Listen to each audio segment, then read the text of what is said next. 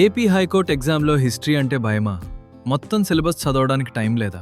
మీకోసమే ఈ ఒక్క video. Hello everyone, welcome to Sky Academy, way you not only learn the subject but memorize it forever. Let's start.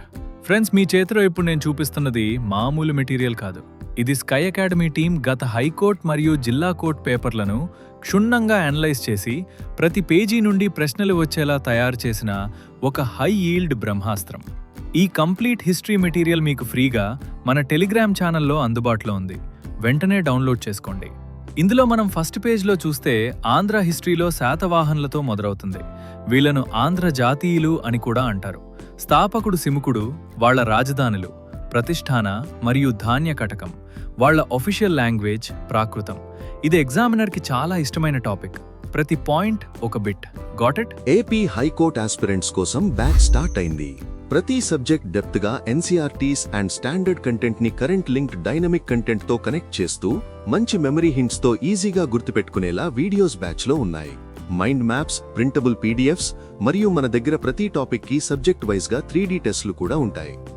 ఒక question answer చేశాక ఆ option ఎందుకు correct, మిగతా options ఎందుకు కాదు, ఆ క్వశ్చన్ బేస్ చేసుకుని ఇంకా ఎన్ని క్వశ్చన్స్ ఫామ్ చేయొచ్చు, అండ్ మోస్ట్ ఇంపార్టెంట్ గా ఆ క్వశ్చన్ కి ప్రెజెంట్ కరెంట్ అఫైర్స్ ఏం లింక్డ్ ఉన్నాయో కూడా క్లియర్ గా మెటీరియల్స్ అండ్ వీడియోస్ లో కవర్ చేస్తాం.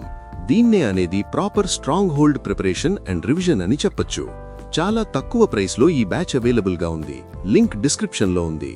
కంటిన్యూ చేద్దాం. శాతవాహనులలో అందరికంటే గొప్పవాడు గౌతమీపుత్ర శాతకర్ణి. ఇతను శకపాలకుడైన నహపానుణ్ణి ఓడించాడు. అందుకే ఇతనికి త్రిసముద్రతోయ పీతవాహన అనే బిరుదుంది.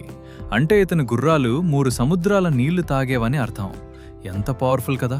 ఇక హాలుడు అనే రాజు గాథా సప్తశతి అనే గ్రంథాన్ని ప్రాకృతంలో రాశాడు. చివరి గొప్ప రాజు యజ్ఞశ్రీ శాతకర్ణి. ఇతని నాణేలపై ఓడల చిత్రాలుంటాయి. ఇది వాళ్ల సముద్ర వ్యాపారాన్ని సూచిస్తుంది. వాళ్ళు భారతదేశంలో మొట్టమొదట సీసపు నాణేలను జారీ చేశారు. Noted down. ఇక కాకతీయుల విషయానికొస్తే గణపతి దేవుడు రాజధానిని ఓరుగల్లుకు మార్చాడు. ఆయన కట్టించిన రామప్ప టెంపుల్ ఇప్పుడు యునెస్కో వరల్డ్ హెరిటేజ్ సైట్. ఈ పాయింట్ ఎగ్జామ్లో రావడానికి 99% ఛాన్స్ ఉంది. రుద్రమదేవి గురించి మనందరికీ తెలుసు. మార్కోపోలో ఆమె రాజ్యాన్ని సందర్శించాడు. ఈ డీటెయిల్స్ అన్నీ మన మెటీరియల్లో ఉన్నాయి. ఇప్పుడు మనం విజయనగర సామ్రాజ్యం గురించి చూద్దాం. ఇందులో సంగమ, సాలువ, తులువ, అరవీటి అనే 4 వంశాలున్నాయి. కానీ మనకి ఎగ్జామ్ పాయింట్ ఆఫ్ వ్యూలో తులువ వంశానికి చెందిన శ్రీకృష్ణదేవరాయలు చాలా ఇంపార్టెంట్. ఈయనకు ఆంధ్ర భోజ అనే బిరుదు ఉంది. ఆయన తెలుగులో రాసిన అద్భుతమైన కావ్యం ఆముక్తమాల్యద.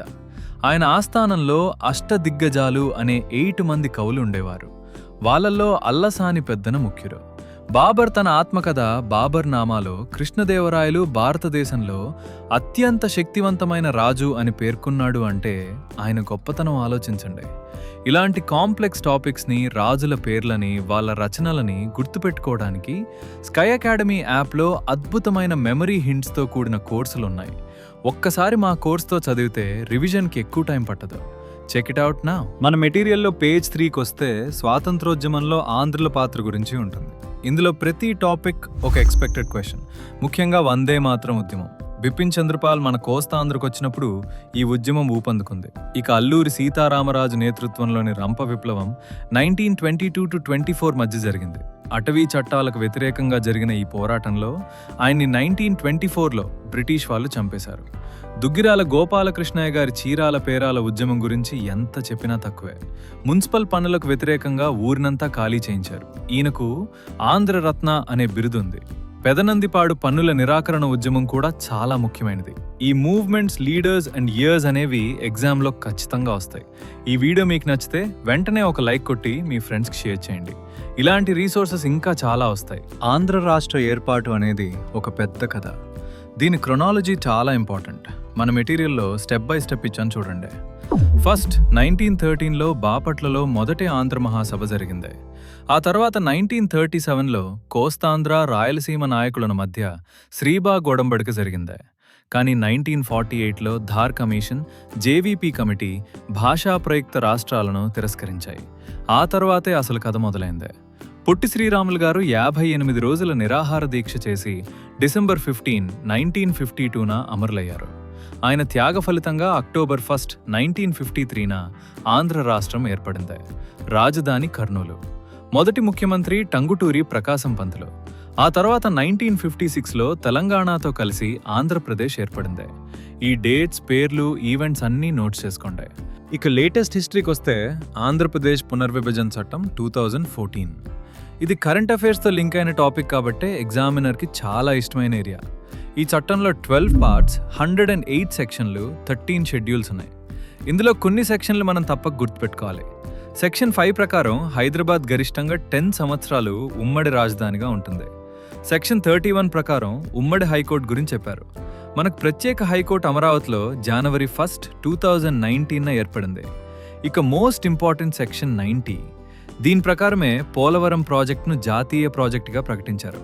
ఈ చట్టం ప్రకారం మన రాష్ట్రానికి 25 లోక్సభ, 11 రాజ్యసభ సీట్లు, 175 ఎమ్మెల్యే సీట్లు కేటాయించారు. ఈ నంబర్స్ చాలా క్రిటికల్. Got it? మన మెటీరియల్లో నేషనల్ మూవ్మెంట్ని కూడా కవర్ చేశాం. 1857 సిపాయిల తిరుగుబాటులో ఏ కేంద్రం నుండి ఎవరు నాయకత్వం వహించారనేది ఒక ఫేవరెట్ మ్యాచింగ్ క్వశ్చన్. ఢిల్లీ నుండి బహదూర్ షా II, కాన్పూర్ నుండి నానాసాహెబ్, ఝాన్సీ నుండి రాణి లక్ష్మీబాయి. ఇలా ప్రతి సెంటర్, లీడర్ ఇంపార్టెంట్.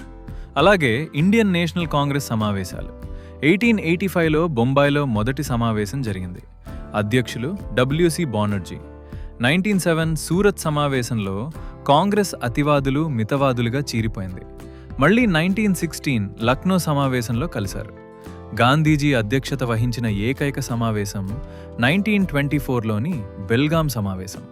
అలాగే 1929 లాహోర్ సమావేశంలో పూర్ణ స్వరాజ్ తీర్మానం చేశారు. ఈ డీటెయిల్స్ అన్నీ మన క్విక్ రివిజన్ చార్ట్స్లో ఉన్నాయి. ఇప్పుడు ఒక టైం మెషిన్లో గాంధీ యుగంలోకి వెళ్దాం. ఓకేనా? రెడీ? 1915 గాంధీజీ భారతదేశానికి తిరిగొచ్చారు.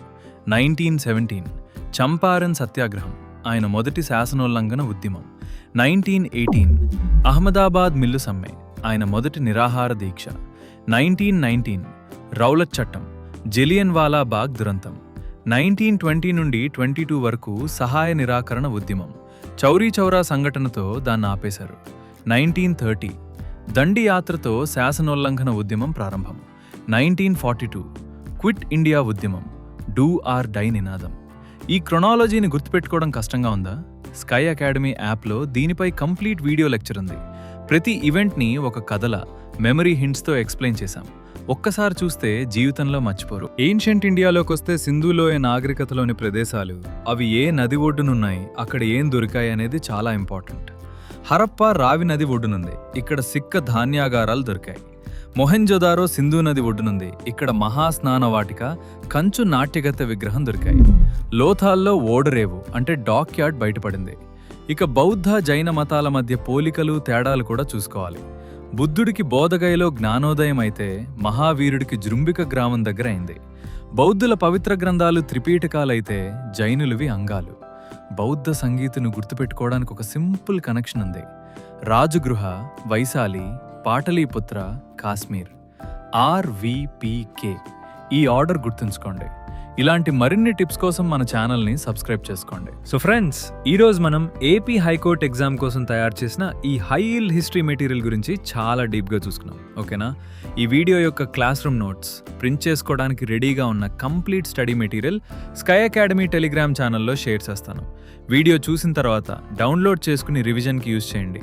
Absolutely free. మీరింకా ఏ టాపిక్ కావాలో, ఏ సబ్జెక్ట్ మీద వీడియో కావాలో కమెంట్ సెక్షన్లో చెప్పండి. నేను పర్సనల్లీ ప్రతి కమెంట్ చదువుతాను అండ్ రిప్లై ఇస్తాను. ఇది నా వర్డ్ మీకు. ఎనీ డౌట్స్ ఉన్నాయా? Comment below. I'll answer each one personally.